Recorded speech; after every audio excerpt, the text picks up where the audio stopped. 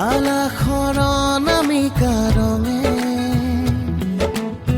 সানিলে ৰহন শিৰতে